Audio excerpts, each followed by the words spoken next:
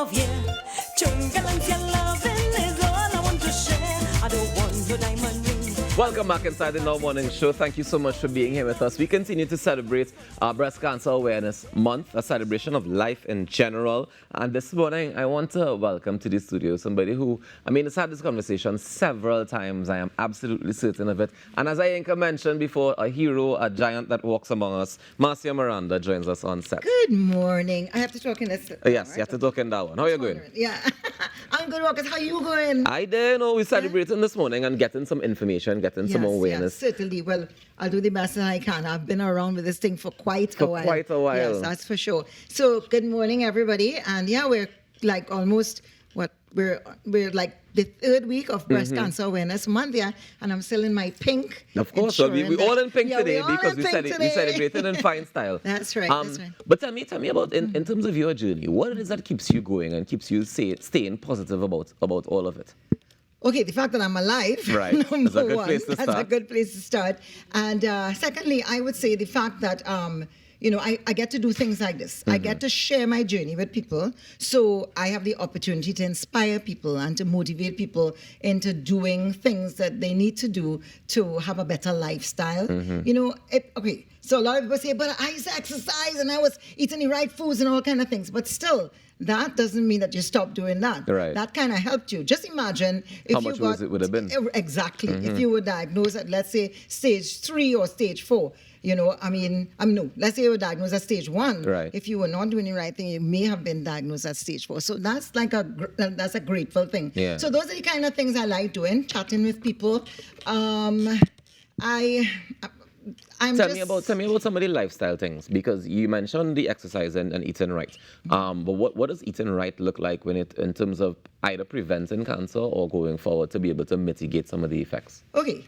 In the case of preventing cancer, there's certain cancers that can be prevented. Right. For instance, let's look at things like smoking. Of course, we know that smoking is not good for us. So if you are smoking, you should probably stop. If you were thinking about it, stop thinking about it. Smoking is definitely not the best thing because it can cause lung cancer to begin with and a whole lot of other cancers, right? The other thing is, let's look at things like, screening is important. So it's important that you start screening, for women, especially doing their mammogram screenings, their pap smears, for the men, their prostate examinations, which I'm quite sure a lot of men have gotten over the whole, you would like to hope so, huh? Yeah, I think so, man. I'm glad you think so. Judge, based on what we're hearing at our Trinidad and Tobago Cancer Society clinic, a lot of men are very much more comfortable. They're more pro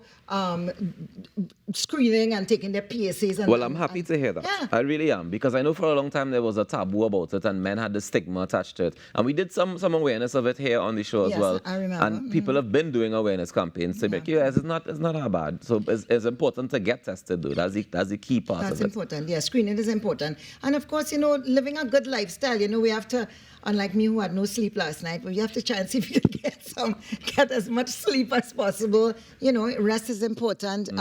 Drinking a lot of water and eating the right things, fruits and vegetables. I'm not going to tell anybody not to eat meat, although I don't. Right?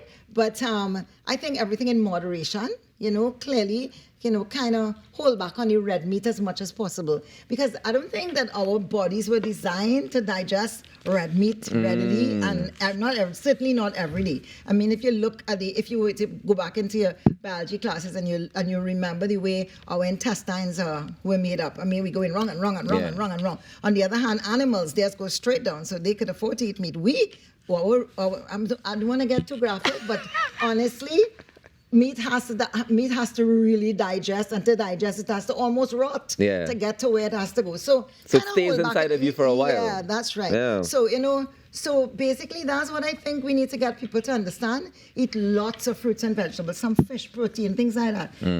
Get a lot of sunshine. We're lucky we live here in Trinidad and Tobago, for those of you looking on in Trinidad and Tobago, and in the Caribbean, with a lot of sunshine and the ocean and wonderful opportunities to go out into the countryside and be stressless. Yeah. So that kind of thing, that will help us. We stress too much, We do, For living in the Caribbean, oh my God, why do we stress so much? I think it's usually a financial reason. Generally speaking. Yeah, but we don't really have to push ourselves to that limit, Do we have to? I mean, anyway, that's another story. That's another No, but that's all part of it, right? Yeah. Because the mental journey is as equal as the physical one when Yeah, you're of going course. through breast cancer. Yes, So, of some of those things that people take for granted is like that we live on an island where you can access the beach very easily. And if you need to get a break, you just drive to the beach or Yeah, take a taxi to exactly. the beach or take the bus to go to the beach and relax for the day and come back and you might feel that level of refreshed. That's right. Yeah. And we have one of the best pastimes in the world here in Trinidad and Tobago. Which is what? Liming. Yeah, you can't Love get that better for than us. that. And one of the best seasons is coming up. Mm-hmm. And that will help us with some linemen. It'll also help us with some mental health, stress relaxing, I guess. We're talking the Christmas season, and I know Christmas you're a and girl Carnival. big in the Christmas season. Yeah, boy, I love my Christmas too bad. I look forward to Christmas. I honestly do. Every single year. I brought out a new song this year, of course. Tell us about it. This song is called You Don't Know That Already. All right? CKM Infinity Studios are the producers of this song. Christoph Grant did my lyrics for Writing? me. Nice. Yeah? And I had a whole lot of really wonderful people on the track. People like Enrico Cameo, yeah, and Vincent Joey Rivers, yeah, and Libert Karen Bokas on flute, and Natalie York on background vocals. So a whole lot went into this. Well, give me something now. Oh, I told you to. can't, no, come, let me get a piece of the tune. You can't come and give me all that teasing and don't give me a piece of the tune. Ladies and gentlemen, Marcia Miranda. It's Christmas time when we hold every bus a line. We go parent till morning come. Bring you wine and bottle of rum. It's that time of year clearly when we celebrate daily. When carols and hymns singing and the silver bells ringing. When the children get anxious looking out for their Christmas. Mommy by the stores baking is a wicked lucky making. We don't need no snow to have fun but so. With one love we share.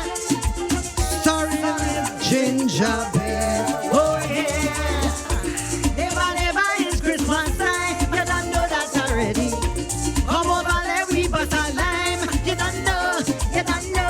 We go parent till morning come. You don't know that already. Bring your wine and bottle of rum. Chestnut sweet or rose. Good tidings we toast. Don't need one reindeer to spread Trini love and share. Oh yeah.